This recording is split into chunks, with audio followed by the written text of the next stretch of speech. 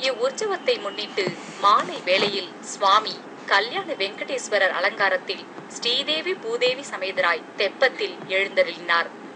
முன்னதாக சிறப்பாக அலங்காரம் செய்யப்பட்ட சுவாமி தாயார்களுக்கு வேத பாராயணம் மங்கள வாத்தியம் நடுவே நகர்வலம் நடைபெற்றது. திருமலை திருப்பதி தேவஸ்தான ஜீயங்காரின் முன்னிலையில் தொடர்ந்த நகர்வலம் கோவிந்தராஜ சுவாமி ஆலய திருக்குளத்தை அடைந்தது.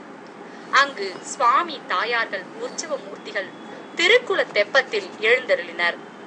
நிலவின் பிரகாசத்தில் பெருமாள் தாயார்களின் மந்தகாச புன்னகையில் தெப்பம் அழகாக திருக்குளத்தை சுற்றி வந்தது. இந்த திருக்காட்சியை காண சில மணி நேரமாய் காத்திருந்த பக்தர்கள் நாற்புறமும் நகர்ந்து தம்மை அருள வந்த கல்யாண வெங்கடேஸ்வரரை கண்டனர்.